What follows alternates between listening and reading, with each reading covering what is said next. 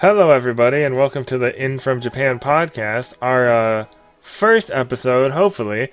I'm Errol Moss, and with me I have the phenomenon from Suriname, Jason Corder. Hello there.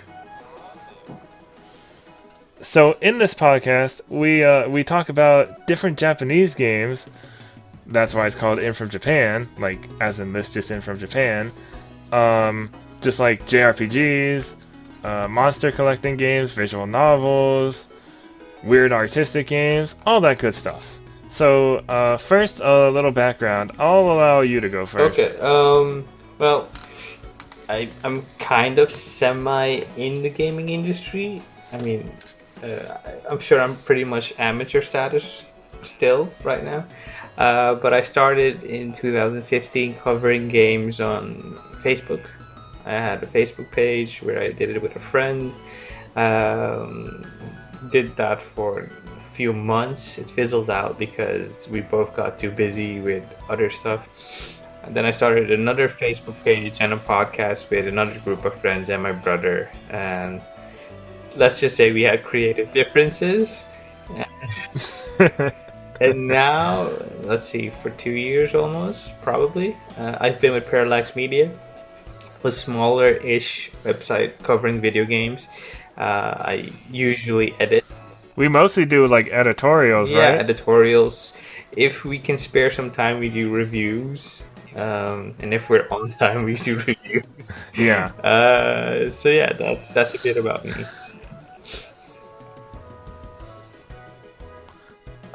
So I am also an editor for Parallax Media, although I haven't done that much editing in a while. I've been in the industry, like, kind of, since 2016. Well, in 2016, I started a blog writing about video games and other nerdy stuff in conjunction with positive psychology, because that's what I have a degree in. Well, actually, I have a degree in general psychology, but positive psychology is what I like the most. Anyways, after that, I started writing for a website called GameSkinny, which I still write for today and cover news and event stuff. Same with another small website called Indie Hangover, where I cover indie games. And then Parallax is where I like to write editorials that maybe the other sites wouldn't quite allow me to do. Not that they're that controversial. It's just it's a much shorter process, usually. Yeah, we kind of like to encourage people to pitch whatever and start writing instead of like limiting it by committee for editorial purposes or commercial purposes. I mean, if you feel like writing about the religious significance of Pokemon, go ahead. I mean, if you can write it, but we're pretty free with whatever you can think of. Very few cases of where me or one of the other editors will step up to say, okay, yeah, I don't agree with that direction, but yeah.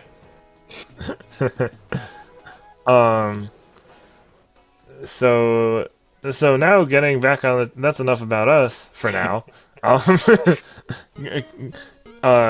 So getting back into the podcast, our first section is what Japanese games have we been playing recently, and I'll go first for this one. So recently, I have been playing well, I picked it up again recently. It's Yu-Gi-Oh! Legacy of the Duelist Link Evolution for Nintendo Switch, because it's going to have a large update this year, and also one of my friends finally got it on Switch recently as well, so I'm looking forward to dueling him finally. And I think that's all I've been playing in regards to Japanese games, because the other ones are Western developed. I mean, like, counting all your platforms, like PC, PS4? Yeah, because I haven't... Well, because, like I said earlier, I mean, I finished Control, but that's not a Japanese game. Yeah, so we're excluding from the conversation. I did finish Luigi's Mansion 3 not that long counts. ago. I did finish Luigi's Mansion 3. And that was fun. I mean, I wish it was a little better. I can't really get into it because this was kind of a while ago now. But like I'm still thinking about Control instead. But I thought it was good. Anyways, I'll let you go. Okay, cool. Recently I have been playing Final Fantasy 12, which is the first time I'm playing it on Switch specifically. I've always read about it, thought about it, um, witnessed the discourse around it, but I've never played it until now, and I'm kind of digging it. Uh, it's really different. The art direction, the character designs, the music, it's all very different.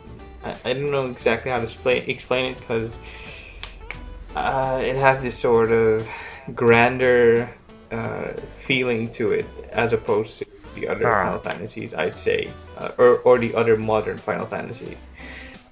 Specifically, the art by Akihiko Yoshida, which is one of my favorite designers, art designers in the gaming industry. I really love his work here, and it really stands the test of time. It's not very stylized. It's kind of stylized, so that's why it still holds up.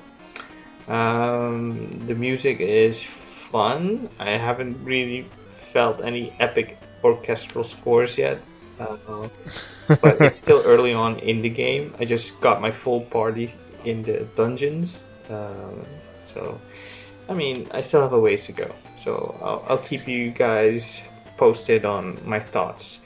I recently also kept playing Pokemon Shield. Stopped that for Final Fantasy, and I also am still trying to get into Final Fantasy 14 on PlayStation 4. I bought the complete edition, but as the forums will attest, logging into that game can sometimes be a pain, and I'm still in that process of feeling only pain. So I'm fighting it out with support, and I'll tell you how that goes. Now with Final Fantasy 12, I can't remember if that's the one, but I feel like that's the one people tell me has similarities to Star Wars for some reason. People say it's basically Star Wars. I mean, I see shades of characters in it. I haven't witnessed the overarching story yet, so I can't attest to that comparison all that much. But I see it in some characters. Like Baltier is pretty much Han Solo. Van could be Luke Skywalker, and Fran, for better or worse, is Chewbacca. I mean, they're both 30, so I guess that comparison is pretty apt. But yeah.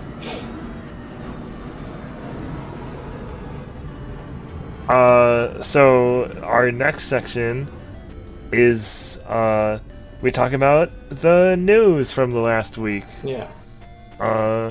So our first news story is Platinum Games expects numerous big and small announcements in 2020 starting early in the year. This is a little bit dated because they did recently give us an update that the Bayonetta 3 development is going smoothly. Yeah. But that's like all they said. They just said it's going smoothly, don't worry about it. They'd be announcing something pretty soon, right? Yeah, I don't know how soon, but...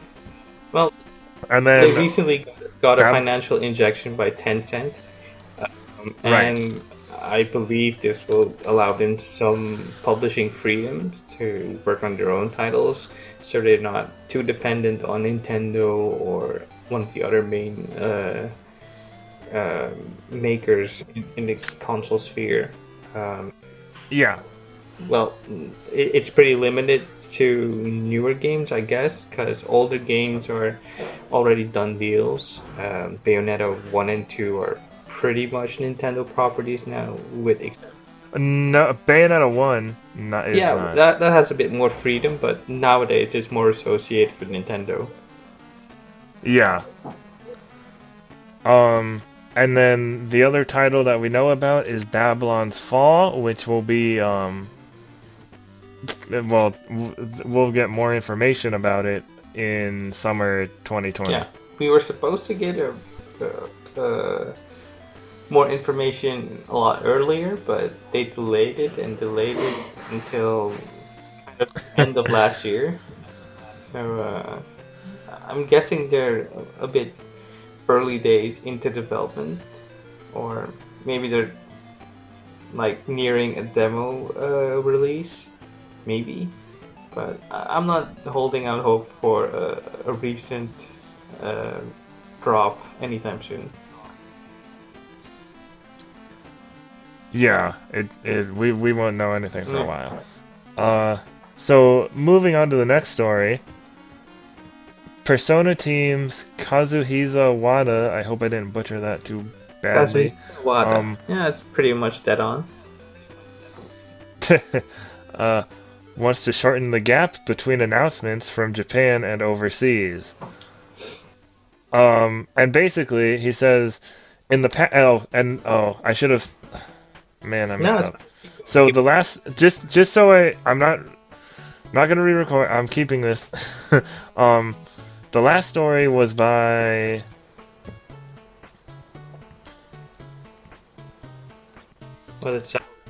Sato from Silicon Era, and this Persona story is also from Sato on Silicon Era. So back to the story itself, Kazuhisa Wada said, "In the past 3 years leading to the release of Persona 5 Royal, I had my share of personal trials and errors. It was 3 years of not just things that went well, but also things that I need to think about. I'd like to take a good look at all that and put it to use for what comes next. Also, our approach to everyone overseas. Lately, they've been paying attention to our promo material aimed for Japan in real time, and that's something we'd also like to properly deliver. I want to work on shortening the time gap of news and content that comes from Japan as much as possible. That way, we can share our excitement together with more people around the world, so please continue supporting us." Yeah, so it's not really like a big announcement, more like a commitment to shortening the gap between Japan details and Western details coming out, or releases coming out.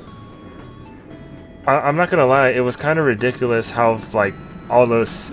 Wasn't there that whole thing about the scenes being blocked for a long time? Yeah, that's more like kind of a story mandate, because they didn't want anything spoiled for players online. I get it, but also it's kind of crappy. But shortening the gap probably makes this less of a problem. Yeah. And hopefully. Sure. And I also think it benefits us as players to get the games earlier. How feasible this is another topic, because translating from Japanese to English or another language isn't easy. Yeah, because you also have to localize it. So it's time consuming to localize, to get all the details right. It will be easier in terms of like trailers or character sheets or previews to get translated to another language, I guess, because that's a lot less text to work through. I mean, they don't have to go through a script or a story bible to get that translated. And I think they could shorten this gap by getting an internal translation or localization team to work in tandem with the writing staff. But I don't know, writing a story isn't always a done deal until it's a done deal. So that also might take some time. Just to end on this, Persona 5 Royal, it's already available on PS4 in Japan, and then it will release in Asia, apparently, on February 20th, and in North America and Europe, with more language options, on March 31st. Yeah, and speaking of recent announcements being shorter, or shorter in gap, Persona 5 Scramble?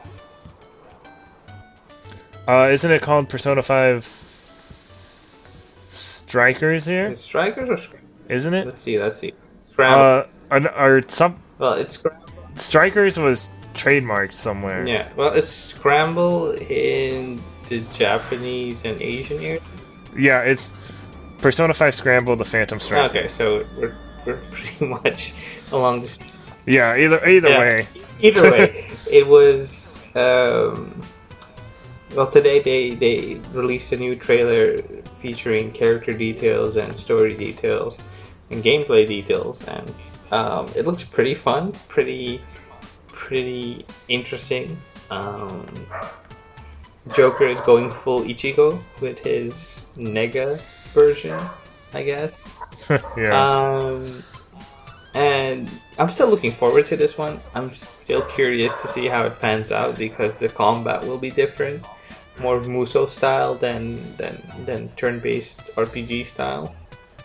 So I'm interested to see how it translates. Yeah, and do you have experience with any other Musou games? I do. I played some Dynasty Warriors in the PS2 days, and I a few years ago, played One Piece Pirate Warriors, the third one, PS4. Okay. I played the second one for a little while. And then I have Dragon Quest Heroes 2, but I haven't played it yet. Why not? I mean, I thought you were all into Dragon Quest now. Look, I need to get to know the characters from the games first, from the main games, so then I can know who they are and be like, oh yeah. I'm sure you'll survive. Yeah, eventually I'll get around to it. Yeah. Maybe someday. Maybe when I'm 54. Yeah, that's the dream. Alright, so next story. Hatsune Miku will make a Coachella appearance April 2020. Oh. Was that last story also from Sato? Which one? The Scramble? Mm-hmm. Yeah, it was. We just added it together, so it flows a bit more. Alright, so this is from... so this Hatsune Miku story is from Jenny Lada? Lada. So I'm just gonna say Lada. Maybe it's Lada. Let's hope she corrects us in the comments on Twitter. Yeah. Please. Yeah. If we butcher your names, we're so sorry. Yes. Hatsune Miku has booked herself a big gig. The Vocaloid will perform at Coachella 2020. She will be on stage April 10th and 17th, 2020, the same days as acts like Rage Against the Machine, Run the Jewels, Charlie XCX, Big Sean, and Calvin Harris. One of these things is not like the other. Well, I'm impressed that this is a thing. Like, well, see, when you think about how a few years ago they did that 2-pack hologram at Coachella, it doesn't seem so far off. It's just the fact that it's... What do you call... Would Hatsune Miku music be considered like J-pop? J-pop, and she's a Vocaloid, so... Yeah. Those things combined make it pretty noteworthy. Yeah. I mean, I'm impressed. I don't even know how to wrap my head around it, but I am impressed this is happening. I mean, I think it's pretty cool. Yeah. So yeah, if you want to get your super expensive tickets to Coachella to see Hatsune Miku, you can go do that. Or, wait till someone films it and posts it on YouTube, but also support the creators. I'm sorry, I don't know that much about Hatsune Miku. I listened to like one of her songs and I was like, this is pretty catchy. I'm sorry to my homie Michael Hyam. I know he's a big Miku fan. But I'll get there. So next we have this comes from Gamatsu from Sal Romano. The Ni no Kuni anime movie is coming to Netflix on January 16th. Now it doesn't specify the region. I will assume it's U.S., and you said your region has it too? Yeah, so I'm in the South American Caribbean region, specifically the northern part of South America, which is ironic now that I say it out loud. But yeah, on Dragon Quest, Ni no Kuni is dropping on our local Netflix. I think January 17th. Yeah, that would make sense. Yeah. So this doesn't have, well, isn't directly connected to the games. Probably in a different time, similar to how the first and second Ni no Kuni games were in the same timeline, but I believe they were 100 years apart. Yeah, I mean, Oliver's story is kind of set in the 1950s, going by the art. And this is more set in contemporary times. Yeah. So the plot summary here is two average teens go on a magical quest to save the life of their friend and her counterpart from another world, but love complicates their journey. Studio Ghibli animator Yoshiyuko Momose, who I guess was also on Spirited Away, directs this enchanting film based on the renowned video game. Now, Ni no Kuni is not Studio Ghibli anymore. They use the same animation style, but they were only partnered for the first game, although they still use... I don't know if this movie still has Joe Hisaishi as the composer, but he was the composer for the second game still. Yeah, so you could say it's Ghibli inspired. Yeah. Like Studio Ponok. Yeah, like Studio Ponok or Makoto Shinkai's. I honestly forgot the title again because it's so long. Children with Lost Voices or something like that, right? I'm looking it up. Children Who Chase Lost Voices. I got a couple words right. Yeah. Close enough. So yeah, it's Ghibli inspired and it's looking pretty cool. I've played some of the first one and some of the second one, or at least a demo of the second one, and they're pretty fun games. Yeah. Like Mon management and battling.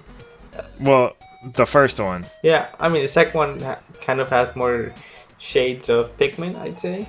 Yeah. Where you control little armies to fight the battle. So, I liked the first one, Mm-hmm. but my problem with the first one was it had too many, like... I felt like it had, like, too many systems in place, because you were... It's because you had this party of humans, and then you had your monsters, and then way too late in the game you get summons that are separate from all that. Yeah. And I'm like, that's a little late. It was like way closer to the end game. Probably should have been mid game. And then but I still enjoyed it enough. Well, and then with Ni no Kuni 2, yeah. I didn't finish it because of the skirmishes, and I hated the skirmishes so much. Well, I'll say this: it's no Tales of Zestiria or Xenoblade Chronicles 2, which keeps adding stuff way until the end of the game. So you're fine. And in terms of the second one, I guess I don't know if you're a fan of strategy games like Suikoden 2, you're pretty much used to skirmishes. Oh, I guess so. Yeah, so I don't know. I don't see no problem with it. I should know that the first game is on sale now on the Nintendo eShop, and the second one is on sale on the PSN store. I did really like the boss fights in 2 specifically. Alright, so again, the Ni no Kuni anime movie comes to Netflix on January 16th. So this next story is more of Japan exclusive news, because we haven't gotten one of these games in over a decade. Yeah, that's true.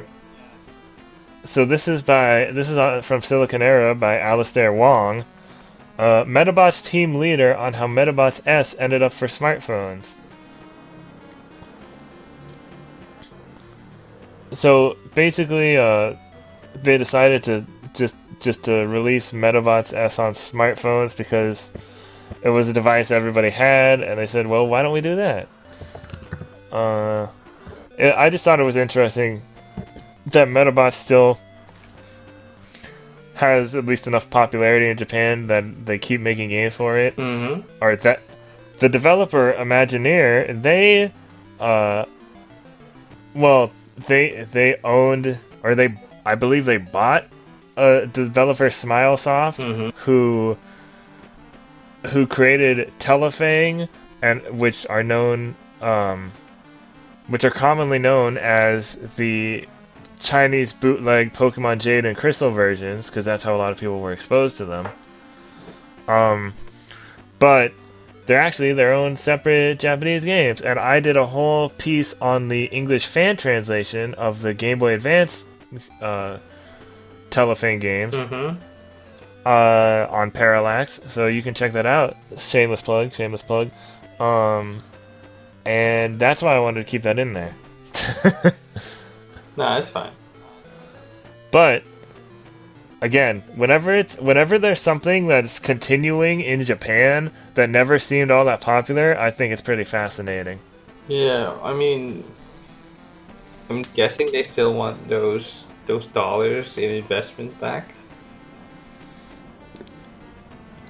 Or they try to make a return on investment from what they put out there, because a lot of these things are transmedia properties. Like they have a manga, they have video games, they have an anime, all to make back the cost of production.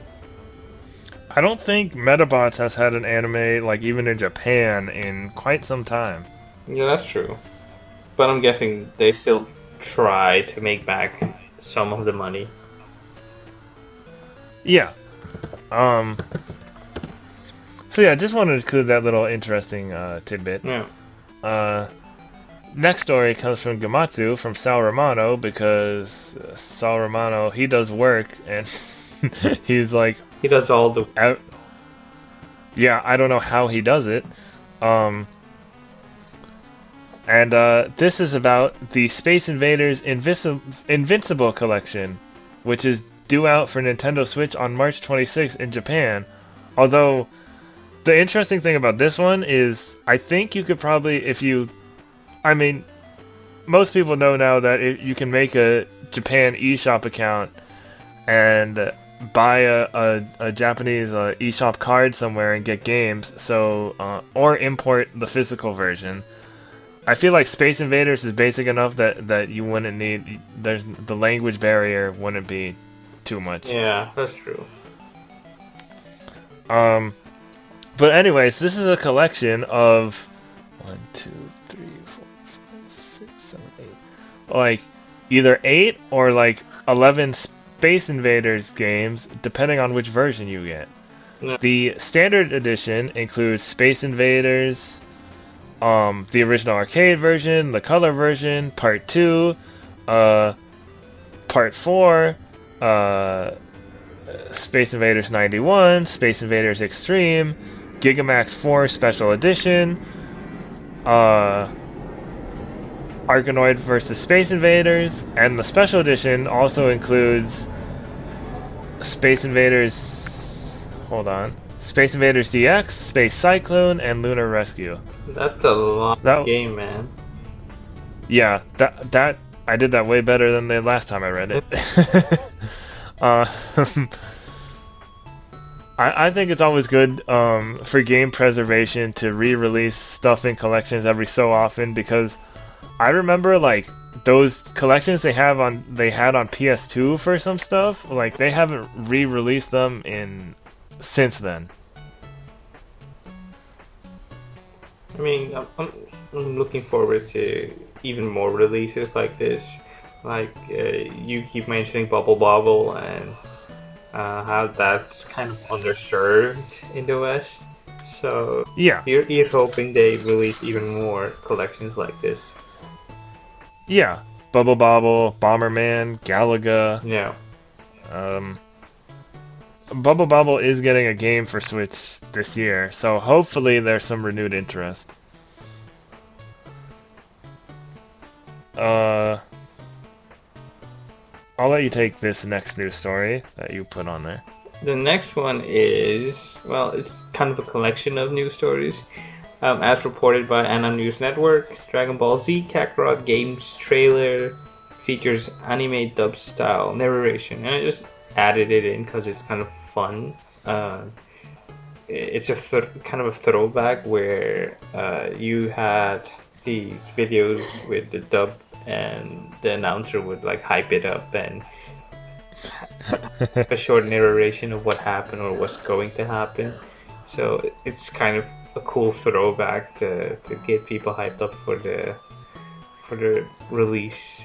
I think on the 17th of this month, and coupled with that, I think yesterday or today they released a character progression trailer detailing how you grow your characters in the game, like missions, subquests, and even going on food hunts, which is a thing. I mean, it's pretty on point for Goku to have his character progression tied into food.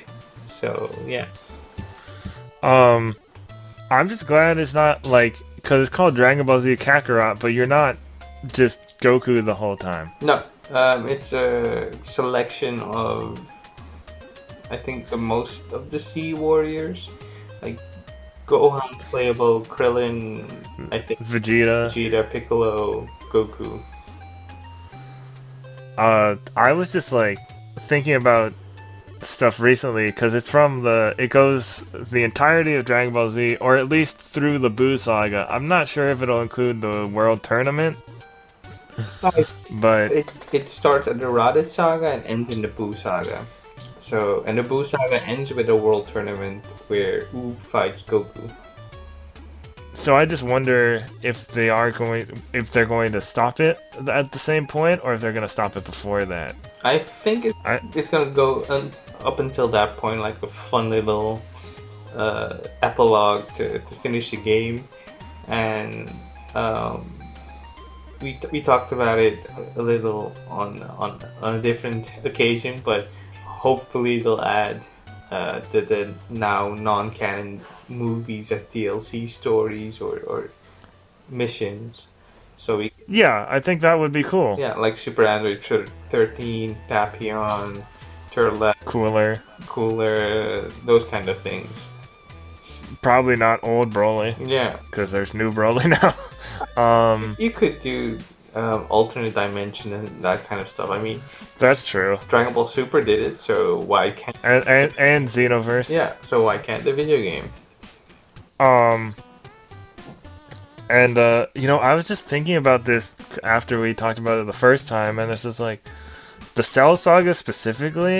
It's just so good. Yeah, especially the end. I think that's my favorite saga because it showed someone other than Goku being the hero of the day, and it kind of had me excited to see where the story would go with Gohan as the main character, which did not end as I thought it would. I'm sorry. It's fine. It's fine. That's what I get. I'm a huge Vegeta fan, so I at least get some moments that are great. Yeah. But so I didn't watch Dragon Ball Z that much when it was originally airing because I didn't have cable, so I didn't have Cartoon Network. And so usually the only time I would ever see it is through the movies or sometimes in Spanish, just because we had a Spanish channel that ran it.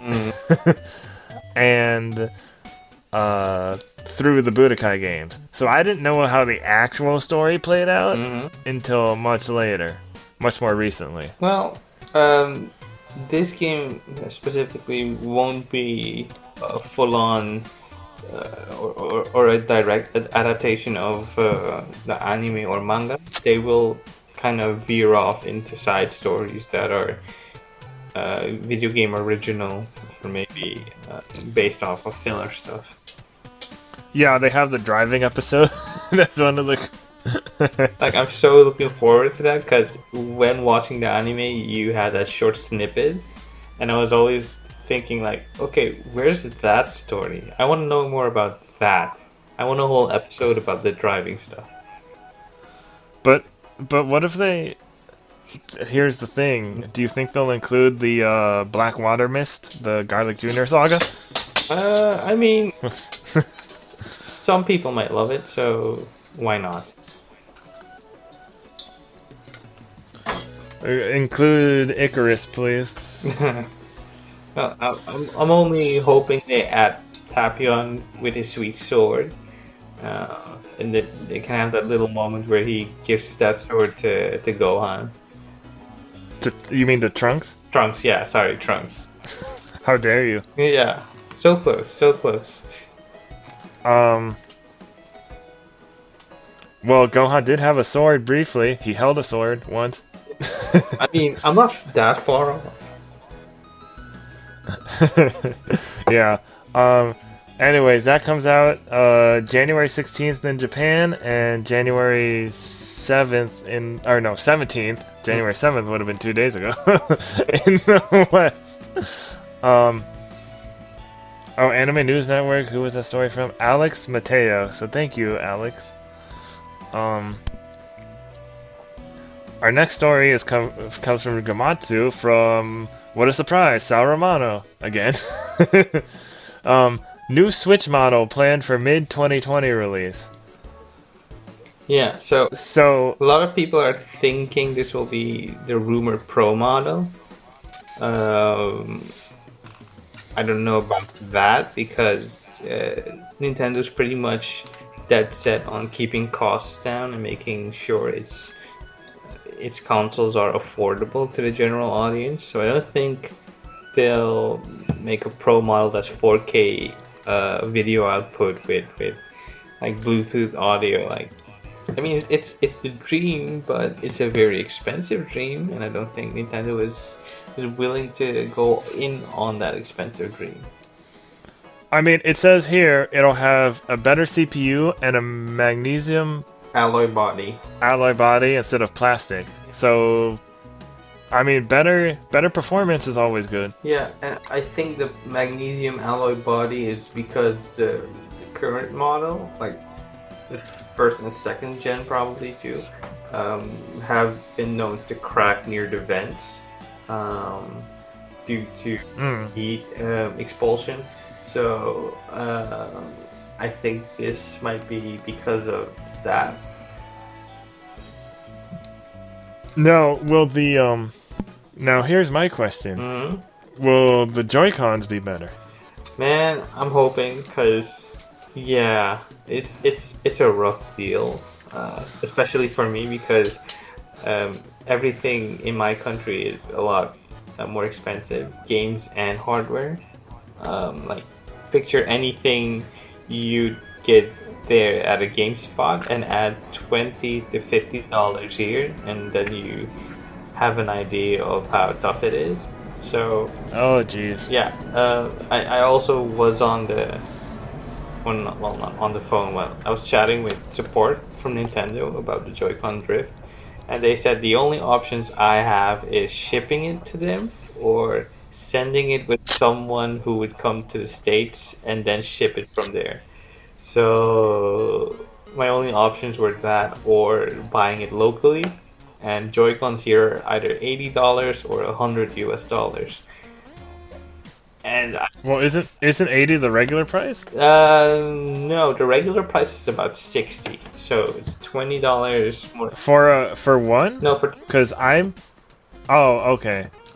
I'm checking it. Because I know I'm pretty sure I paid 80 for two.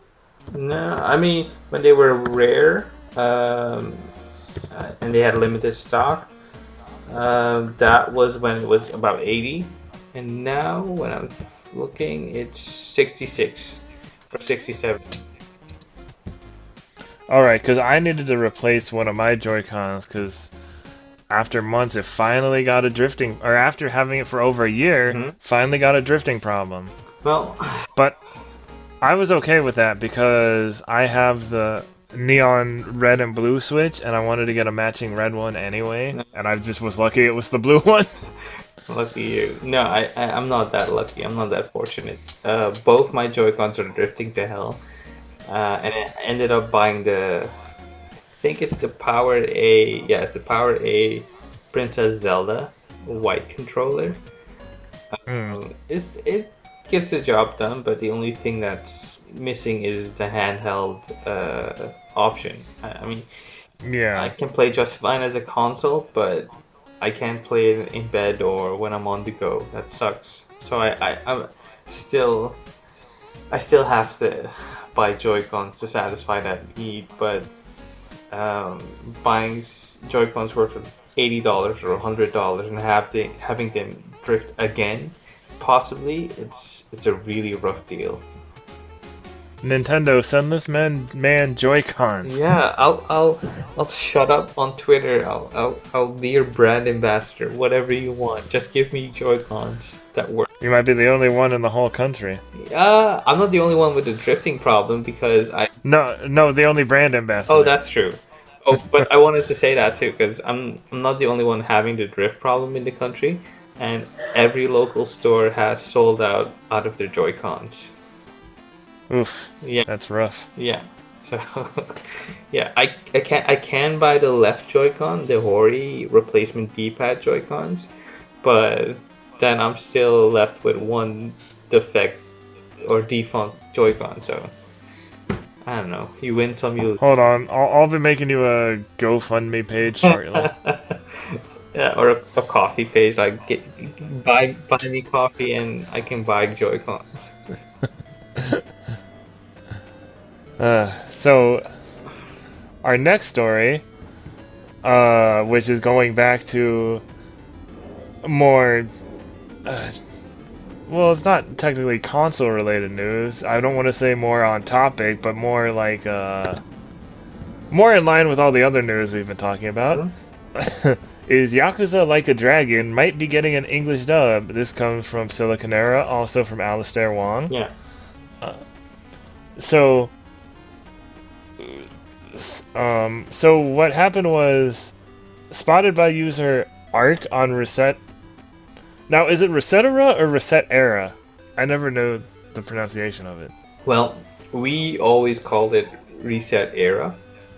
I mean, we as in the gaming community, because that's how it's spelled. Okay. But one of the mods or one of the founders of the website said on video it's Resetera. Well, since everybody else in the game industry says Reset Era, I'm just gonna say Reset Era. I mean, the official name is Resetera. I'm just saying. So therefore, it doesn't matter which way I pronounce it, is what you're saying. I mean, That's what it sounds like to me. I am a fan of saying any rose by any other name would smell just as sweet. Yeah, if you can call it that.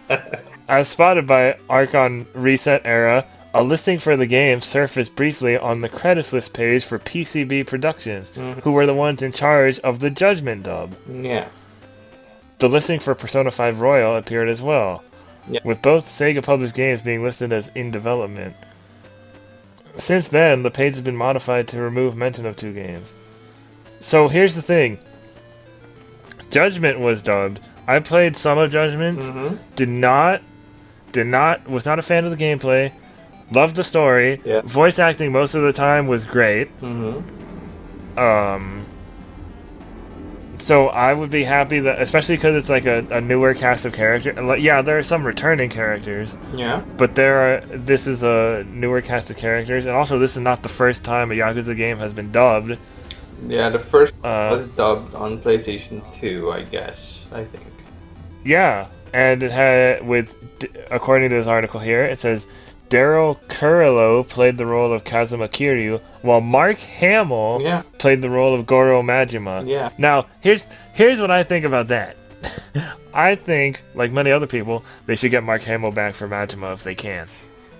I mean, sure, but given his...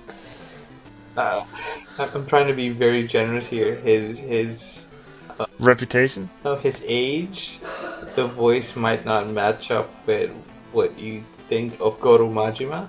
but it's also further along the timeline, so maybe it is a older Goro Majima. Yeah, that's what I'm thinking. Yeah. um, yeah, previous games from Ryoga Gotoku Studio that included an English voice cast includes Fist of the North Star Lost Paradise, which is interesting, because that, you wouldn't think that would have had a dub. Binary Domain and Judgment. And Yakuza Like a Dragon, which I believe is also known as Yakuza 7 in Japan, will be released on PlayStation 4 in Japan on January 16, 2020, and in North America and Europe sometime in 2020. There are boss battles against old characters like Kiryu, Majima, and Seijima that will allow you to summon them, so that's pretty cool. Yeah.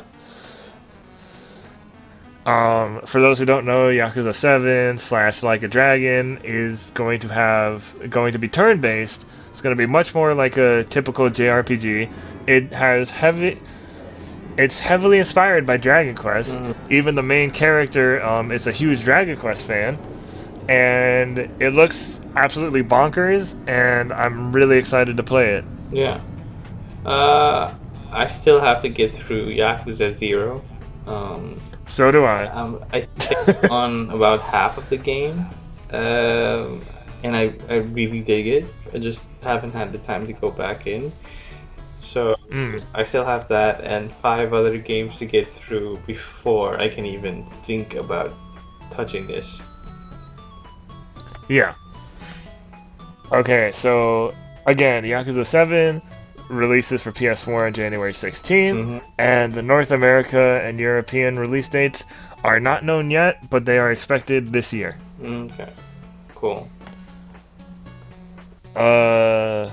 So next story, and you put this, so I'm gonna let you take this one. Okay, the next story is, well, I don't think it's still my story, but okay. Silicon Era has news regarding like a visual novel otome game called Jack-Chan. And this is notable because the art is done by the Tokyo Ghoul creator, or he's the art designer, character designer. Oh, just by the way, this is another article from Alistair Wong. Yeah, Silicon Era, and yeah, it's a very eclectic mix of game styles, like otome game, like a otome game mixed with a rhythm game mixed with visual novel. I don't know how to wrap my head around all those together, much less that with designs by the guy who did Tokyo Ghoul.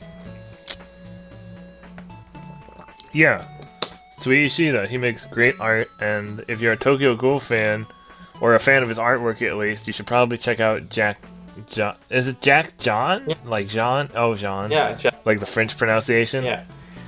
And it's exclusively coming to Switch. Well, at least in Japan, I think. Don't know about the Western release yet. August 5th. That's a ways out. Yeah. I'm surprised I already have a release date. Well, it's Japan only for now. No word about a Western release date, but, you know, fingers crossed. I still just think it's hilarious that the developer's name is Broccoli. Man, there have been weirder names coming from Japan. So the next story is, well, it's video game related. I wanted to include it because it was recent, and it's kind of a parallel to our following news story. So the US Digimon Adventure Last Evolution Kizuna release date is March 25th, 2020. So since tickets will go on sale next month, it's a Fathom event. Open order is February 7th, 2020. People can sign up for an email alert. It's a follow-up to Digimon Adventure, Digimon Adventure 02, and Digimon Adventure Tri. It is set in 2010. I did not know that. 5 years after the Digimon Adventure Tri movie, and 12 after the original anime series. The original Digidestined are adults, and the second generation Digidestins actually do stuff this time. Partnerships with Digimon fade as they age. So, and then, unfortunately, the appearance of a hostile Digimon named Eosmon threatens to speed up the time they have left. It is attacking people in the real world. Fighting with their partner Digimon causes the time they have left to grow even shorter. See, there's something I don't get. Do you know about the ending of Digimon Zero 2? Vaguely. So, I don't know if they're retconning that completely now with these movies, because the ending of Digimon Zero 2 was far in the future. Yeah. Everybody had like a career, and everybody has a Digimon, and Digimon are just a normal thing. This seems like it might be retconning that ending. Possibly. I mean, or they're probably maybe not at all. They're probably looking forward to like expanding the original story, moving forward, or redoing certain parts with a new lore, and this is maybe their way of grandfathering that in. A lot of people say, oh hey, maybe it's an apology for Digimon Tri, because a lot of people did not like Digimon Tri. I mean, I liked it just fine. It was kind of... I say if you don't like it, stop after the third movie. Well, that's the thing. I didn't watch it as a movie. I watched it as an anime, because they broke up the movies into... Oh yeah. Oh god, the pacing's so weird. Yeah, the pacing is very bad, but it is what it is. It's more Digimon, and it's one of the few legal ways of catching up with that shit. Yeah. I just wish Crunchyroll would just combine them back together, because that was the worst. I mean, you could still buy the Blu-ray, I guess. Yeah, you can still. I actually see the Blu-rays like down at like Target all the time. I also saw something about there's going to be a special, like an extra special features and like details on a new series if you go to see the movie. Probably. I can't find the story, but there's going to be like I want to say it's like an interview with somebody. I got to see the first trailer early at the Digimon panel at Anime Expo because that's really on brand for me. Yeah. I actually still have my signed poster. It's nice. I'm seeing here the Digimon Tri 6 film collection is about $40 on Amazon. Oh, they have a collection? Yeah. All 6 movies on Blu-ray. Alright, I know they finished it. Yeah. My problem is, having grown up with the English dub, the dub of Tri is weird. Because they switched around some voices, and they do not sound the same. Well, like, they put a way different sounding voice for one of the characters, and another voice actor, he's in the movie as a new character, but not as the one he originally voiced for some reason. Well, I don't know. It is what it is, especially with dubs between two series that are like decades apart. Yeah. I mean, things will shuffle around, and people will either have availability that comes into play on these projects, or people won't have interest or won't be able to participate because of union reasons. All those things play a part. I'm actually kind of surprised that, one, we're getting this so soon, and two, it's obviously going to be subtitled, because I don't think they've dubbed it yet. I don't think so either. Did it come out in Japan already? Let's see. I thought it didn't yet. It will come to Japanese theaters on February 21st, 2020. so it isn't in Japan yet. Oh wow! So we're only getting it a month later. Yeah. That's impressive. Is it also dubbed?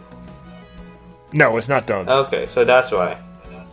Yeah, that's why I'm surprised they didn't just wait to dub it. But maybe after try they decided like, oh well, we might as well just subtitle it and call it a day. I mean, it also takes a lot of time to. Yeah, you have to get the actors, the contracts, the union things. Yeah. So, I think that's what led them to make this decision to cut down costs. I mean, the subcast grew on me anyway, so like I'm okay with that, especially if they can't get the dubcast. Yeah. So yeah, I'm excited for that. I'm definitely gonna try to see it in theaters because I've been wanting to see more anime movies in theaters, but I always miss out because when it's like a limited showing, it's just one day or something, or a specific time, or a specific theater. Well, let me say this: at least you get it in theaters. We have to wait, and we still might not get it. The last movie we got here was Dragon Ball, and the Broly one, and the only reason we got that was huge. Yes, because it's huge and it's Dragon Ball, and that one was everywhere here. Yeah. So I wanted to see. What did I want to see? I wanted to see the One Piece. What is it called? Stampede. Yeah, Stampede, and I missed out on that because I was doing something else. And then before that, I wanted to see Promare. Oh yeah. Really wanted to see Promare, and I missed out on that. But then they had a second showing, but I had to miss the second showing because of my day job. So tough luck, man. Tough luck. Yeah. Let's hope for a Blu-ray release for you very soon. Yeah, that's what I'm waiting for, or at least digital. Yeah. So our last news story, which is this going to be our main topic, or we're still doing the other main topic? I mean, we could briefly discuss this because it's. Yeah, let's briefly discuss this. Yeah, and then all right, the release calendar. So here's the big news that was announced just this morning, which is Pokemon Sword and Shield expansion pass announced. The Isle of Armor is due out in June, followed by the Crown Tundra this fall. So, Pokemon Company, Nintendo, and developer Game Freak. Oh, this is also from Gamatsu by Sal Romano, by the way. The Pokemon Company, Nintendo, and developer Game Freak have announced the Pokemon Sword Expansion Pass and Pokemon Shield Expansion Pass, which consists of 2 expansions due out in June and fall, respectively. Yeah. Some of the Pokemon and characters that appear will differ between versions, and each expansion pass will cost about $30. So the Isle of Armor has you take an apprenticeship at a dojo under an old guy named Mustard. Which, okay, sure. That sounds like a guy from Dragon Ball Z. Yeah. Who is also the mentor of Champion Leon. And then you get new rivals. In Pokemon Sword, you get Clara, the Poison type user, and in Pokemon Shield, you get Avery, the Psychic type user, who both want to become gym leaders. Yeah. There's also going to be a new legendary Pokemon, Cub Fu, fighting type Pokemon.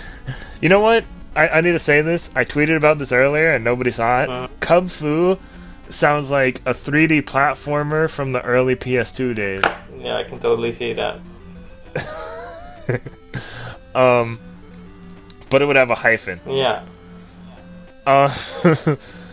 Once you complete your training together with Cub Fu, it will be able to evolve into Urshifu. Urshifu is a Pokemon with 2 distinct styles. There is a Single Strike style, a Fighting and Dark type style, and the Rapid Strike style, a Fighting and Water type style. Urshifu also has a Gigantamax form, and each style has a different appearance and different G-Max moves.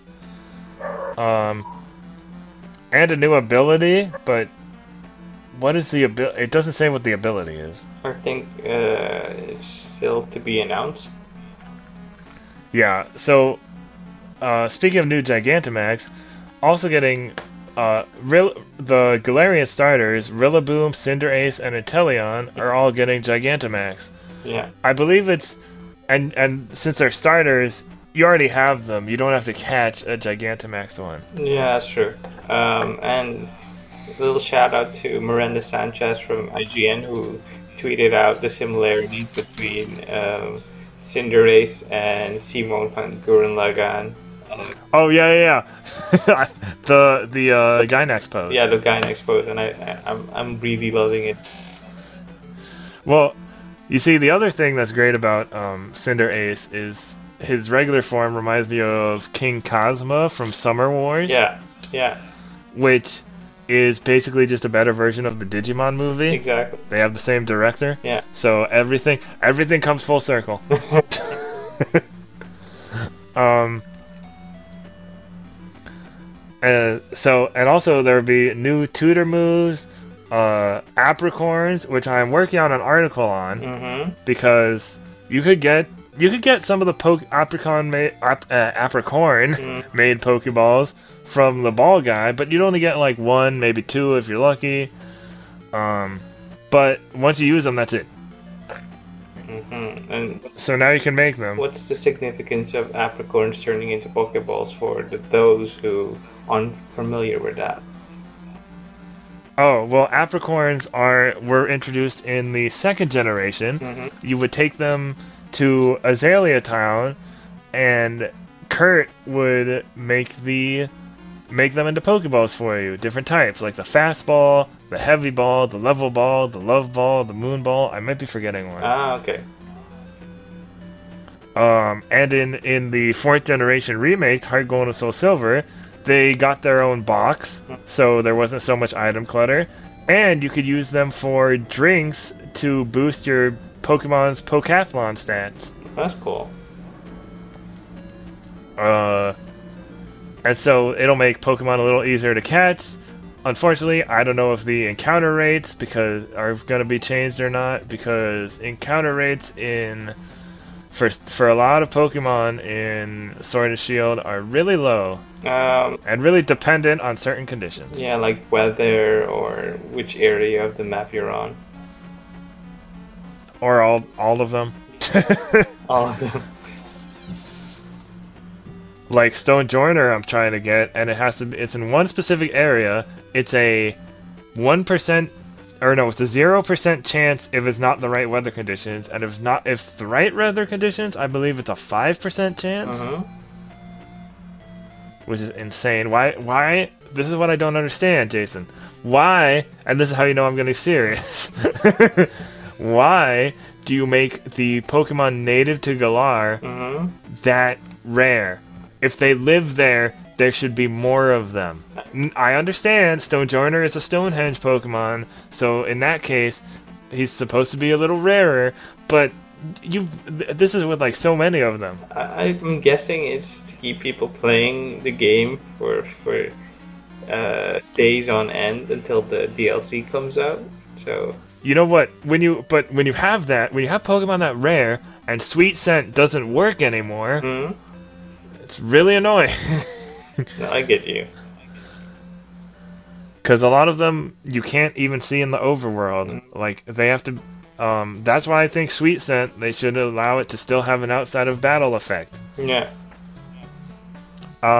Anyways, enough about that.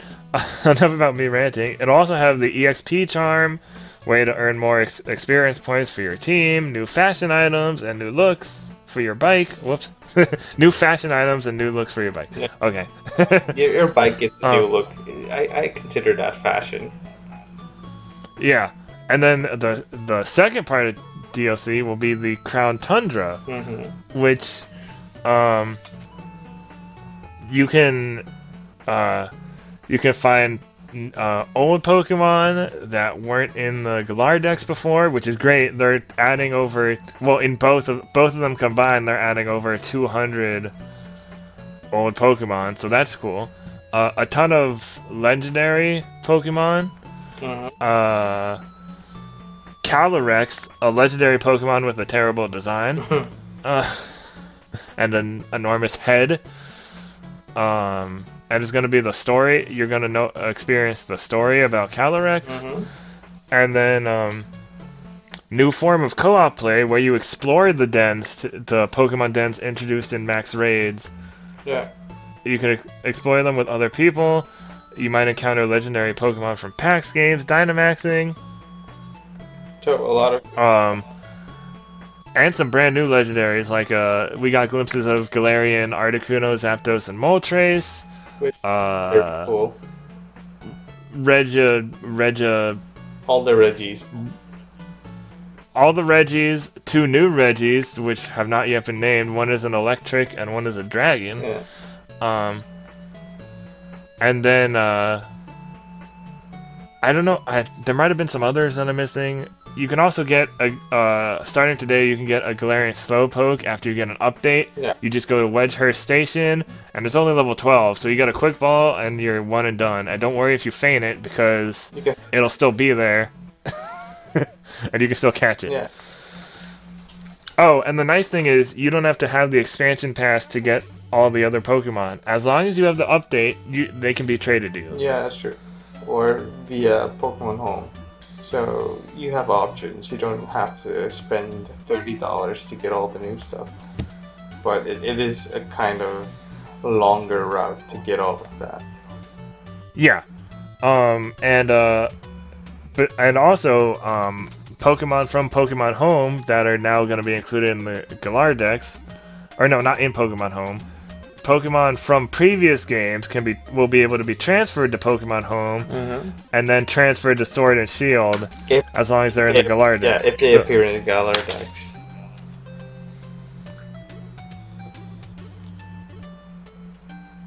Yeah. So Galarian Slowpoke, blah blah blah. So, and Pokemon Home is planned to be released next month. Unfortunately, we don't know any other details, but because of the fact we don't know any other details, I'm going to assume that it is basically just Pokemon Bank. I'm not going to assume there are additional features now. I mean, I don't know what they could add more, so I'm guessing, yeah, it's probably Pokemon Bank in an updated form. Like, if there was a battle simulator for Pokemon that are not in the Galarian Dex, sure.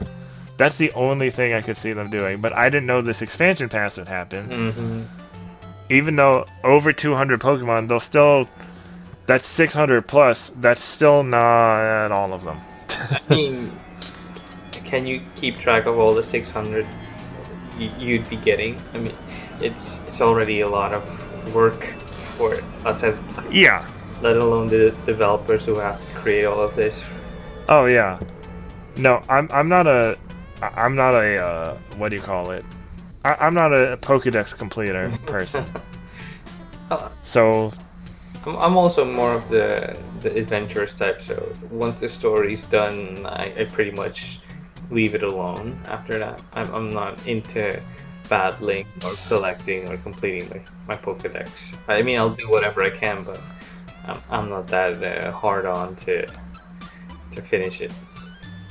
Yeah, I like I said, I do want to do more Max Raids, get more Gigantamax Pokemon before that DLC comes out, which we have a long time. So yeah. But anyways, I'm excited for that. I mean, we could also talk a bit about the implications, like. This being DLC means they essentially remove the third expanded edition or the sequel to the mainline entries. Now, how many? I have a friend brought up a good point. He expects not that many 4th generation Pokemon to be added. However. But I was surprised Sword and Shield had any 4th generation Pokemon whatsoever. And then on the legendaries, it's all the legendaries they showed, which included Dialga and Palkia. Yeah. So if they do remake Diamond and Pearl, I'm going to take a guess and say they're going to make version exclusive forms for the legendaries, because otherwise you'd already have them. Yeah, I mean. If they do the remakes, they're probably keeping some reserved in the bank, like a break glass in case of emergency situation. So patience, young Padawans. I just think it's interesting that like ever since XY, their pattern they haven't really had much of a pattern. I mean, that's good. Well, no, I'd say since Black and White was the first ones that they had a 2-version sequel. Yeah. And then they had no third version or anything with XY. Yeah. And then they had Ultra Sun and Moon as a sequel to Sun and Moon. And now we're getting DLC. Yeah. So, I mean, I'd say don't go looking for patterns. Just accept games as is. I mean, some would say this is a long time coming because Game Freak needs to get more in the modern age. Yeah. It also helps keep costs down for us players. Some would argue these 200 games and these features should have been there from the start, and with the time frame they have to develop. 200 Pokemon? Yeah, 200 Pokemon, 2 extra areas added. I mean, development alone for Sword and Shield was like a year or 2 years, and it's not enough to keep adding stuff and have enough time and manpower to complete that. And yeah, releasing DLC kind of helps them add more time to whatever will eventually be the next full release. Yeah. Well, I'm definitely excited for this, even though it's not for a while. Yeah. Like I said, I'll do some max raids in preparation. I still have to finish it, so I'll be fine. Oh, you haven't finished the main story yet? No, I haven't. I bought it pretty late.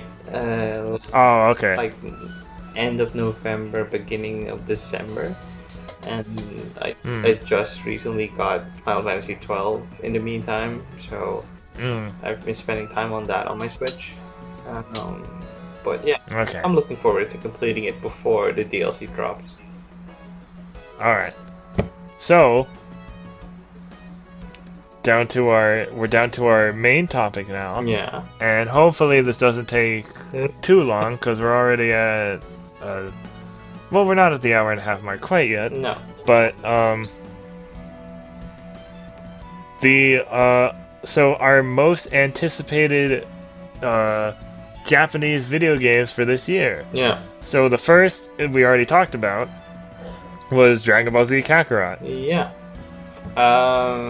You'd be taking on the GameSpot release calendar, and I have the Game Informer one in front of me, so we could like cross-pollinate, as you will.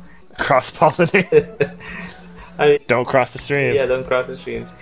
Also notable for January is Tokyo Mirage Sessions, which is coming out January 17th, and I've never played the Wii U one, so I'm looking forward to sinking my teeth into this one. So am I, but I'm not gonna get it until later, because it's a port. Yeah. And I feel like, I don't know how much it... Didn't they say it doesn't have that much new stuff, right? No, it's not like you're gonna... There's a new song. I mean, it's not like you're gonna get a whole new back half of the game, like as in with the Persona 5 Royal. Yeah. Yeah. Speaking of remakes, there's also the Mega Man Zero Legacy. Oh wait, didn't they delay that? Zero and Zex Legacy Collection. I'm not sure. Let's see. Zero. I thought they delayed it a month. Zex Legacy Collection. I'm looking it up now. Yeah, they did. Because the GameSpot one has the correct release date. Ooh, let's see. I believe. Yeah, it's February now. February. Yeah. The 25th of February. Yes. I'm interested in that because I've always heard good things. Yeah, it's my brother's favorite series within the Mega Man meta series. Like, he's a diehard Mega Man Zero fan. So yeah, I'm also a very, very big fan of the Zero series because the artwork really speaks to me. Um, I mean, it is kind of chibi, and some people take issue with that, but I like it. I'm I'm a big Battle Network fan, so I'm waiting for that collection. Yeah, If it ever happens. you and every millennial on my timeline. um. So, anyways, after that we got. Oh, didn't that get did? Yeah, that got. Okay. Yeah, Crystal Chronicles. So that got delayed too, right? Yeah. That's summer. It's now like a tentative 2020 release. Yeah. I guess. Are you looking forward to that one? Yeah, because I used to own it, or I do own it still for GameCube, but I could never finish it. I kind of lost interest because the way it's set up is that you need like real life co-op partners to complete the game. And they all need to have a Game Boy Advance. I mean, all those hoops to jump through. I mean, yeah, no, yeah. But yeah, it's a really good thing they're remastering it. Remaster it. Wow, I went to a Midwest accent there. It's fine.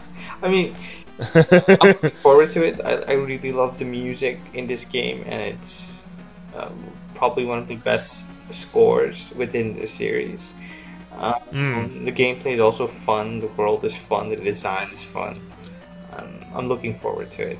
To finally finishing. Okay. So going back in order, Kingdom Hearts 3 Remind, not a full game, but it's kind of filling out Kingdom Hearts 3 and turning it into the game it should have been. Yeah, justice for Kairi. Roxas is my favorite character, so I will enjoy playing as him. Playing as Kairi is awesome too. Axel / Lee. Playing as Aqua again. I don't know if you play as Terra or Ventus. Basically, you get to play with almost everyone in the series. That's a good guy. Let me play as Mickey again. Dang it. And then so that might be like that's my first probably my first big purchase of the year is Kingdom Hearts 3. Okay. Remind. Yeah. Big Kingdom Hearts fan. So the next one is Yakuza 5? Yeah. Yakuza. Is that a remaster? Yeah, it is kind of a remaster, or it is a remaster. It's part of the new collection because they added that on PSN and they would update it as the games would be coming out. So Yakuza 5 is the last one before they go all in on Yakuza 7. Alright. And so I'm sure a bunch of Yakuza fans are looking forward to playing that. Yeah, I mean, we already said we're still trying to make our way through Yakuza 0, so yeah, we'll get to it. So the next one is the Street Fighter V Champion Edition. I'm not a big fighting game person, but that's good for the people who like that. I like fighting games, and I'm a big, or I have a lot of nostalgia for Street Fighter. I could never figure out the combo system. I have the most trouble with Street Fighter and Mortal Kombat. So those two are, even though I really like them and I have a lot of nostalgia for them, I just can't figure out how to be good at those games. And then, yeah, I've never been a huge Street Fighter fan, but I did like what I played of 4 back in the day, and 2 is a classic. Yeah. Also, kind of on topic, but a slight tangent. I recently bought Tekken 7 Complete Edition, or Ultimate. Oh, okay. Because I got hyped up by all the documentaries I watched on Tekken 7. Like the profile on Arslan Ash on YouTube, and I thought we were going to be on the same wavelength because I was going to mention another fighting game, but what I was going to mention was something else by Capcom. Which one? Marvel versus Capcom. Oh, I mean, Infinite is on sale now for about $10. Okay, no, we don't talk about that one. Now, Ultimate Marvel vs. Capcom 3, that is on PS4 and I think Xbox One, I believe? Yeah. And maybe Switch? Not on Switch as far as I know, but it is on... I thought it was released on... I could have sworn it was. It is on sale on PSN for about $10 now.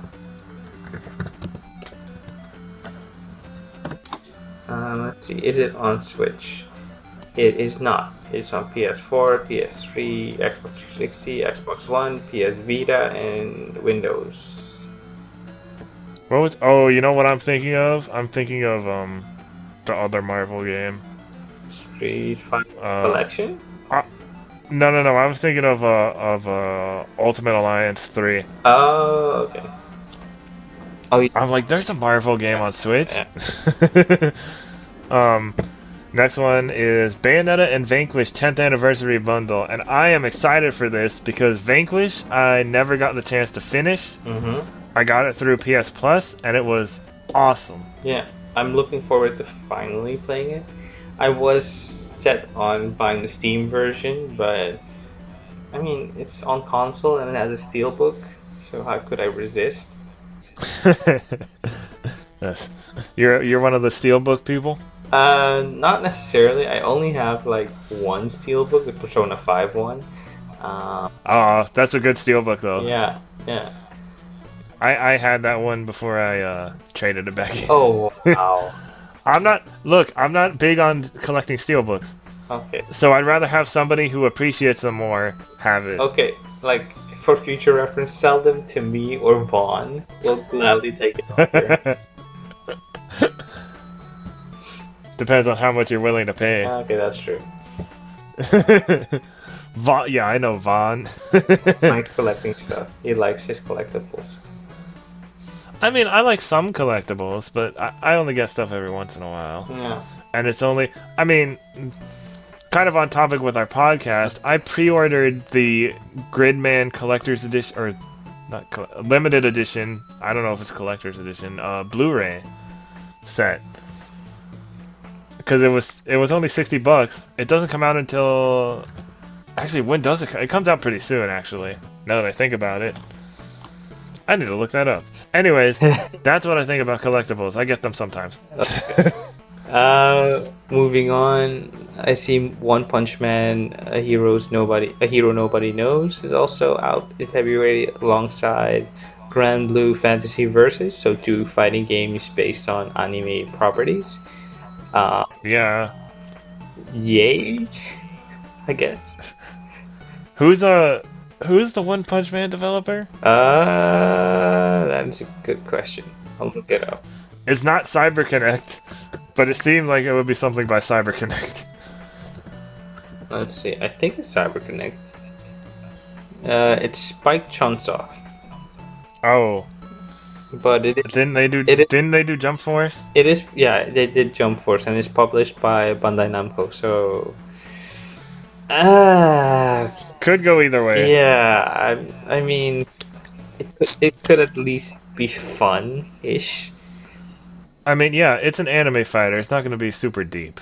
I mean, it could be super deep.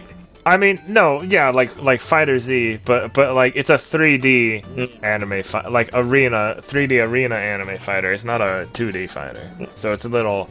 Yeah, it's hit or miss. Yeah. So in March we got the big one, the Final Fantasy VII remake, which there was that whole demo leak and the story leak not too long ago, and then today. There was some misinformation regarding the demo releasing on the same day as the full game. Yeah, but then that was retracted. Yeah. I mean, it didn't really make much sense to have the demo out on the same day as the game. Yeah, because it's usually before or like way after. Yeah. But yeah,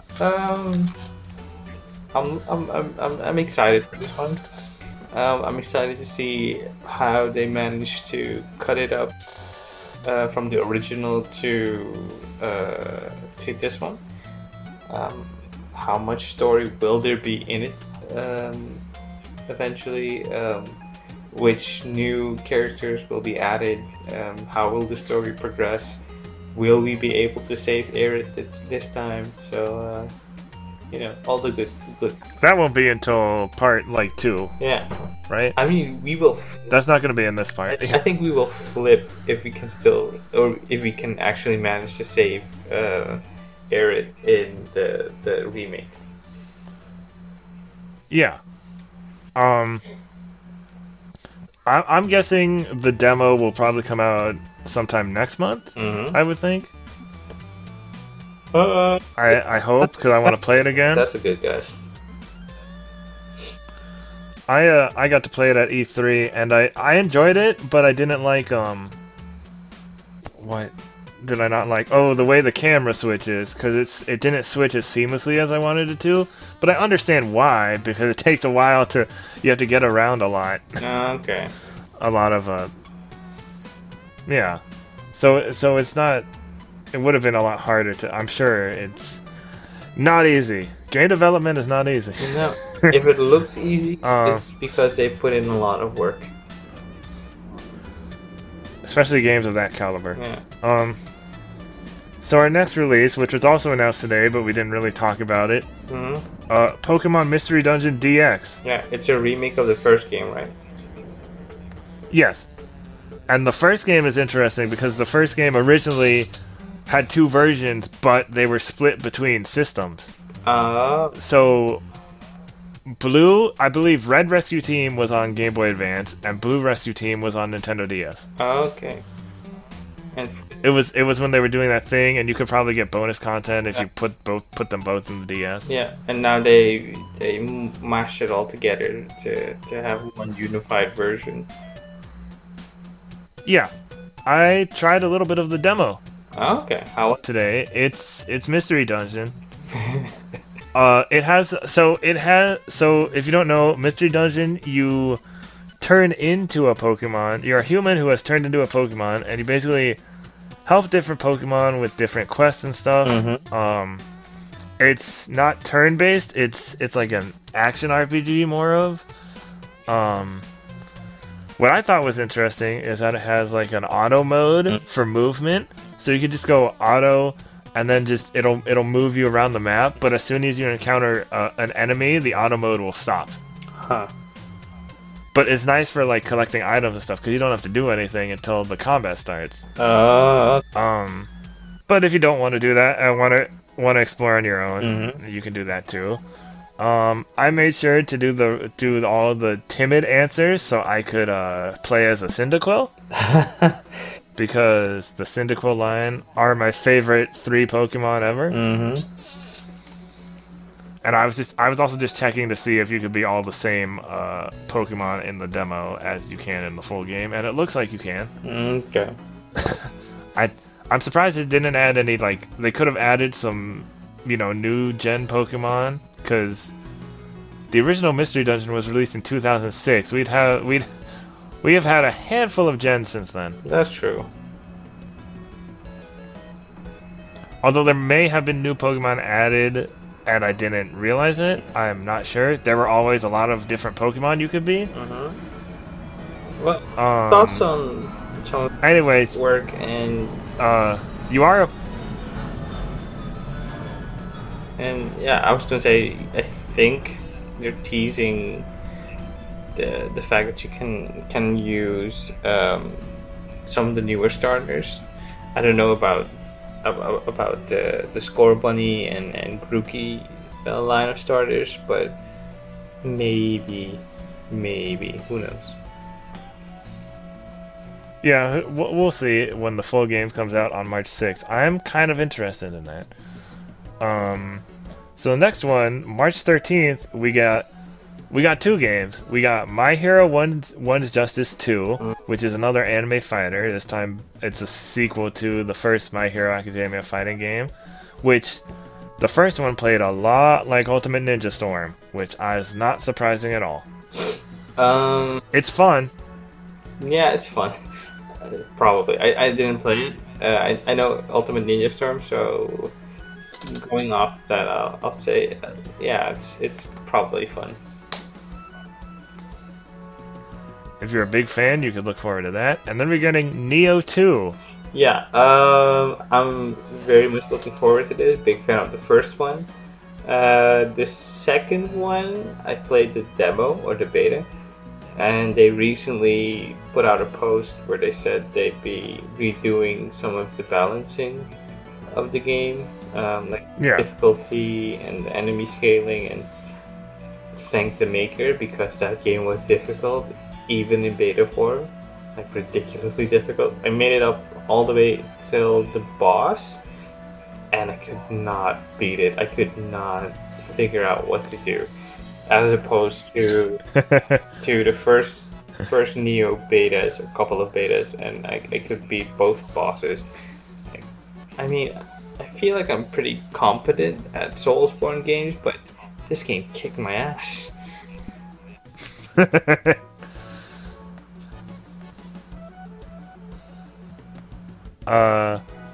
Yeah, I'm not a huge Souls-like person, but I guess Bloodborne is the exception. Yeah, and the Surge. Oh, well, the Surge 2 I need to go back to because I'm still stuck on that same boss. Ah, okay. But no, Bloodborne is like, it went from one of my favorite games of it went from my favorite game of 2015 to one of my favorite games of all time. Yeah, I'm pretty much the same boat. A good friend of mine, he said he can't play Bloodborne anymore because he's played it too much. Like, he's done all the builds he can. I mean, you can be very dedicated to that game, and I'll just take your word for it. I mean, that's a lot of Bloodborne. He said he's ready for a sequel now. I mean, the whole world is ready for a sequel. Yeah, who isn't, right? Yeah. Next we got, on March 19th, I think that's the release date for everybody, Fairy Tail. Yeah, it's also done by Omega Force, I think. Wait, is it? I need to check. Yeah, but it's not a Muso game. It's kind of more like... Surprisingly not. Yeah, it's an RPG. Fairy Tail... Yes... Fairy Tail game. I enjoyed Fairy Tail for a while. The later arcs get kind of repetitive and not so great, and Power of Friendship, cheesy stuff, which I love Kingdom Hearts, but even I can only take so much of it. It's par for the course for shonen anime and manga. That although it's so if you don't know, there's something in. And I'm talking to our audience here, and maybe you too. If you don't know, there's something in anime and manga called Nakama power. The power of friendship. And, yeah, pretty much the power of friendship. Although Nakama means, like... I mean, there's no literal English translation. Nakama is kind of like... It's kind of like best friend. Yeah. Like, for example, in One Piece... When Luffy is very depressed because of a thing that happens, and I'm not going to say it because spoilers, even though the spoilers are years old, somebody asks him what he still has to help him realize, and he says he still has his Nakama, he still has his crew, and so therefore, Fairy Tail is all about Nakama power, like holding hands to stop a giant dragon from destroying things. Yeah. I mean, whatever works. But, yeah, there are some cool fights in Fairy Tail. I'm actually interested to see how this game turns out, because this is like the first Fairy Tail game we're getting in the West. Yeah. There were some PSP RPGs that we never got. I made an error. It's not Omega Force that does the development. It's actually Gust. Gust does the Atelier RPG. That's right. That's right. So they're handling the development. Which is also interesting. I've never played any of the Atelier games, but they crank them out. Like, I'm so impressed by their output. There's like four Atelier games every year, I think. But are these games any good? I don't know. I don't know anybody who plays them. I don't know. I'm kind of morbidly curious to buy one and play it and let you all know, but I'm just so impressed. like, if you look Atelier Ryza review, let's see. I mean, they're probably middling. Like, I just want to see what low 6s, high 7s. 75% on Metacritic. See? All right. I mean, these are all much smaller. I'm guessing these are smaller sites.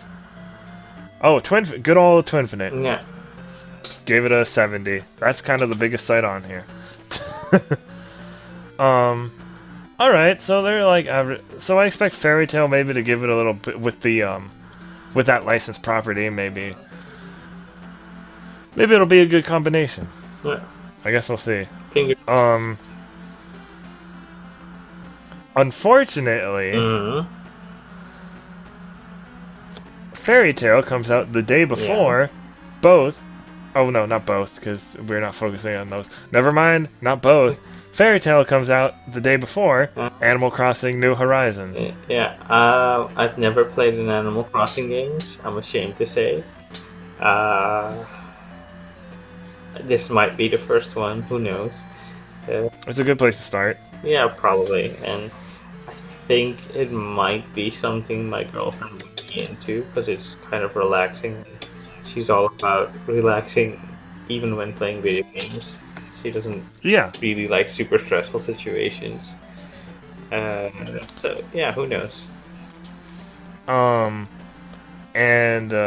So I started with Wild World just randomly one summer, and I thought that was okay. But then when New Leaf came out, I really enjoyed it. So I'm looking forward to this. But I remembered I have to get the digital version because Animal Crossing makes you do daily things, and you gotta take care of stuff, or else you're gonna get weeds and bugs and that's kind of a hassle when you have a physical cart. You have to switch out. Yeah, because New Leaf I had digital. The only problem with that was, since it's Nintendo, once I transferred my 3DS files, something got messed up, and I had to make a new profile, and I couldn't get that file anymore. No, that sucks. So that's too bad. But hopefully with this, I won't have to worry about any of that. Okay. Yeah. Are we running a bit too long on runtime? Are we what? Are we a bit too long on runtime for the episode? No, we can still go a little bit longer. Cool. So next we got One Piece Pirate Warriors 4. Yeah. On March 24th. I realize we're not saying the systems for these games. I mean, people are smart enough to figure it out, I guess. Like, let us know in the comments or on Twitter if you want that kind of info. But it's pretty self-explanatory. Or so you could look up the list on GameSpot or Game Informer, and they'll have the consoles right next to the names. Yeah. So Pirate Warriors 4, surprisingly for PC, well, PC, Switch, Xbox One, so pretty much everything. All modern platforms, except mobile, but whatever. Pirate Warriors 4, One Piece. So I played Pirate Warriors 2, and that was fun until it hurt my eyes. Pirate Warriors 4 looks good too. Yeah, I played Pirate Warriors 3, and I really dug it. It was kind of a nice way of catching up on the show if you don't have time to watch a bajillion episodes. Yeah, 3 was the first one you could play as Sabo, right? Yes, if I'm not mistaken. Okay. Because I remember him being on the cover, I think? Or am I thinking of Burning Blood? I think you're thinking of Burning Blood. I'm looking it up. Oh no, he is on the cover, yeah. Yeah, so Burning Blood I think was Luffy and Doflamingo. And also Sabo. Oh, yeah. Wait, I played Burning Blood too, because that was the only One Piece fighting game we got in a long time. Yeah. Sabo's also on the cover of Burning Blood. Yeah, so I'm always excited for more One Piece. I'm not like that big into the Dynasty Warriors, but for the big fans, like that's good like gaming comfort food, I guess. It's fun. It's Or gaming junk food, whichever you want to call it. it's like, let's not pretend it's a ginormous RPG a la Witcher or Final Fantasy. It is your Monkey D. Luffy. You're gonna beat up a ton of Marines. You're gonna beat up a ton of scrubs. Yeah, with ridiculous abilities, and that's what it is, and that's what it should be. Nothing more, nothing less. Yeah. And it has a game original story, you said? Yeah, the current arc is probably a bit too sensitive for spoilers if the game ends up getting ahead of it. So I think the final arc of the game will be the original story. Alright. And then on March 31st, we have Persona 5 Royal. We talked about that earlier. Yeah. So move on. April 3rd, we have Resident Evil 3. Now, I'm not a big survival horror fan. The first Resident Evil I ever played was 5, and I love 5. And I know, I'm sorry for those big Resident Evil fans, I know that's blasphemy. But it's a very fun co-op game. 5 is still acceptable. If you said 6, you'd see fans with pitchforks outside of your house. There are people who like 6. Those Not me. those sweet summer children. Put the sights down. Well, let's see. After Resident Evil, but with how big the Resident Evil 2 remake was last year, like how critically acclaimed it was, I'm very curious to see how 3 turns out. Well, they originally were supposed to be one game, 2 and 3, but they ended up splitting it, so 3 became its own thing, and that's why it's following so close to Resident Evil 2. Like, not even a year apart. Yeah. Yeah. So, yeah, I'm pretty sure if it's done by the same team, the same dedication, it's bound to be just as good, if not better. I have a friend who she usually streams Overwatch, but she's also a huge Resident Evil fan. So I'm probably gonna watch her stream Resident Evil 3 once it comes out, since I know I can't play it by myself. Oh, it's not that scary. Come on. Well, not just that. I'm just not a horror game person either. So April 7th, we have Disaster Report 4 Summer Memories, which I think this is interesting because I don't think we've gotten other Disaster Report games, at least not in a while, right? That's true. I think the first one was set to come to, not to Switch, to Wii a long time ago. Or am I thinking about another game that's kind of similar? Yeah, I'm thinking of something else. But Disaster Report, the last one that came to the West, was probably the first one in 2003. Yes. Yeah. Actually, no. We did get the second one. It was just called something else. Raw Danger. Yeah, that. That's a terrible name. I mean, do you see the cover right now? It's also a terrible cover. Oh boy.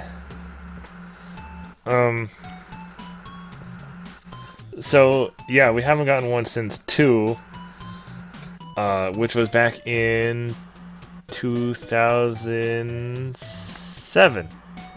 Yeah, that's true. So I forgot. Disaster Report is like, it's kind of like an action movie kind of thing, right? Where you're running from like earthquakes and natural disasters and stuff. Yeah. So there's a spin-off that we're never gonna get because of licensing issues, and I'm so sad about that. The City Shrouded in Shadow, which you're still running from natural quote-unquote disasters, but they're all different giant kaiju and stuff. This has, so you got that giant monsters, kaiju, robots, and heroes. You got stuff from Godzilla, Ultraman, then the Ultra series, Gamera, Pat Labor, and Neon Genesis Evangelion. And you're all of that. And you're all about the kaiju. Yes, I'm all about the kaiju, and we're never getting this game.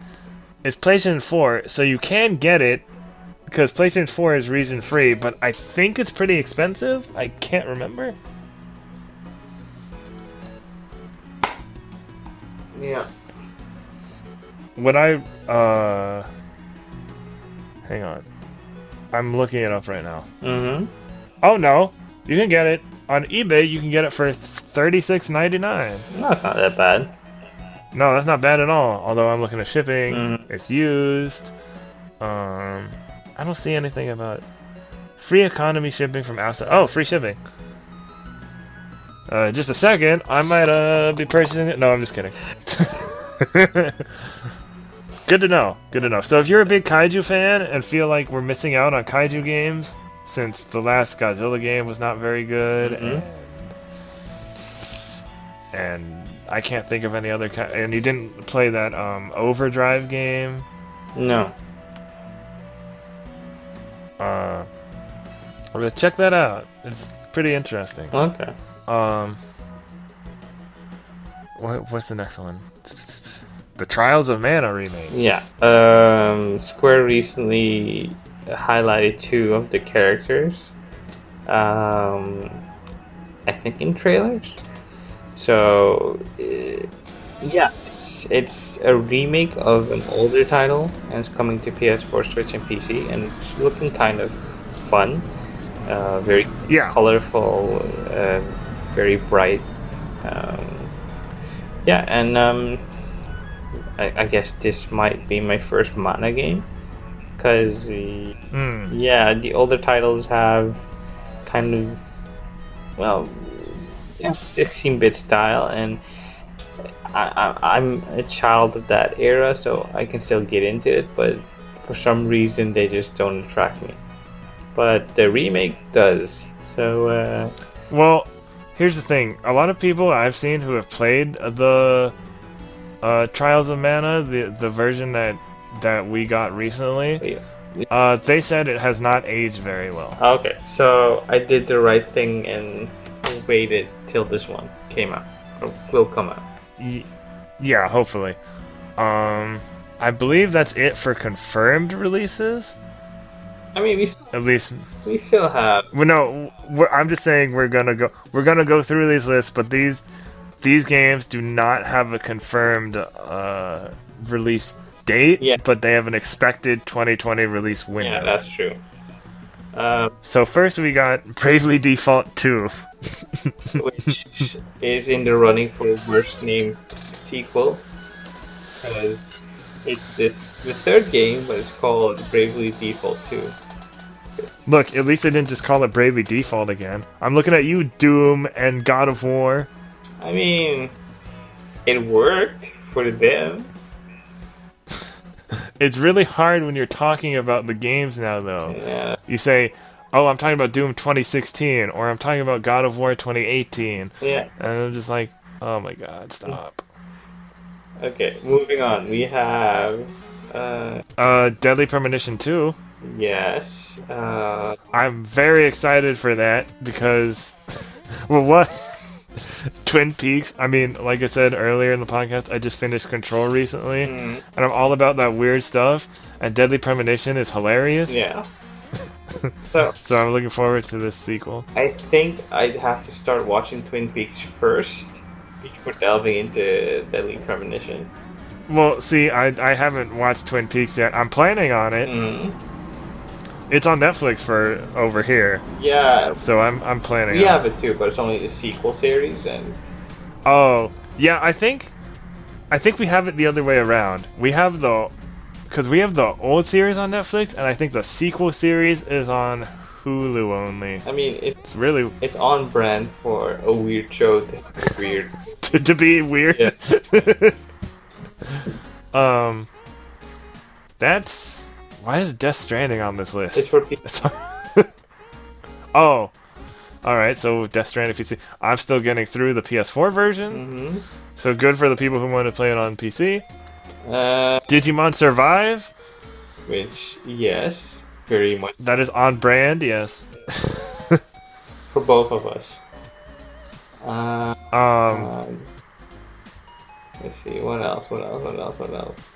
I'm trying to see, I don't know. I think Little Nightmares. Oh, yeah. I'm not hyped for that, but I know it has its fans. The first one does. Yeah. Let's see, there's No More Heroes 3. I'm hyped for that. I haven't finished the other two, but I loved what I played of them. Yeah. Rune Factory 5. Rune Factory 5, Tales of Arise, which I'm really looking forward to as a big fan of the Tales games. Streets of Rage 4, which is a sequel of a Japanese game that's no longer made by a Japanese development company, so we don't count that? I don't know if we should or should not count it, but okay. Let's see, there is Xenoblade Chronicles Definitive Edition. That's the last one. I'm looking forward to that. Yeah. I just hope they also do X. Maybe. We'll see. Not fully remake it, just a remaster. I don't need them to fully remake it. Yeah, a remaster would be fine. Or an upscaled remaster would be fine. Because it's stuck on Wii U. Yeah. Xenoblade Chronicles 1 is at least already on Wii and new 3DS. Yeah. So it's not stuck on one thing. So it's ripe for a remake on Switch. You know what's funny? I got both the original version and the new 3DS version at different points, and I barely played them either time. I just don't know what happened. Well, I'm looking forward to this one because it's also going to be my first time playing this. Yeah, I'm looking forward to playing it on Switch and getting into that world. I think that's it. That's it so far. But you know, new announcements come up every day. Oh, they don't even have Bubble Bobble on this list. I mean, they're waiting for you to make a big stink about that. I should go over it and well, no, she's reviews editor, so I can't. She'd be like, "What do you want me to do about that?" I don't know who the news person is over there. Because Bubble Bobble Part 4. Or Bubble Bobble 4 Friends, as it's called. It's... Wait, what the heck? Hold on. I forgot. This doesn't have a release date yet, right? What? What? Did this come out already? What? No. I'm looking on Amazon, and it looks like it already came out. Bubble Bobble. But... Bubble Bobble 4 Friends. I thought it wasn't. I was just Q1 2020. No, it's already out. Oh, that's right. It came out in Europe already. Yeah. Yeah. Okay, who at IGN gave the original Bubble Bobble a 2 out of 10? No. I'm sure they don't work there anymore. Just because it's probably a really old review. Different folks, different strokes, man. GameSpot gave it an 8 out of 10. Again, different folks. I'm like, okay. Different strokes. Yeah, so it came out in Europe on November 19th. And then... Wait, what? Oh, the special edition. Oh, so they even had a special edition in Europe. And it came with a Bub and Bob keychains, collectible cards, and a poster. I really hope we get that special edition then. Otherwise, you'd have to import it. Yeah. So I'm excited for that. It's supposed to be Q1 2020, but we haven't heard anything. Wait, hang on. I gotta look this up, and this is gonna be our last part of the podcast. Is our recurring segment? Where the heck is Bubble Bomb?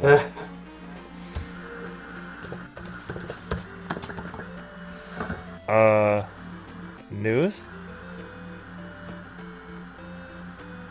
Well, who else is doing it? New Switch exclusive Bubble Bobble will include the original classic as a standard. Good, because I was wondering when they were putting that on Switch. Because it's already on PS4.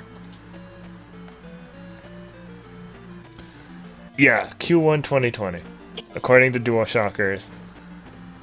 I mean, you could mail the publisher for a more exact release date. Hey, when are you releasing this? Why won't you tell us? We need to know. The public demands. The public demands Bubble Bobble, dang it. And please give us the special edition. Especially for Errol. Especially for me. I want those keychains. They would make a good decoration for my desk. Yeah. And that poster. I don't care about the cards, though.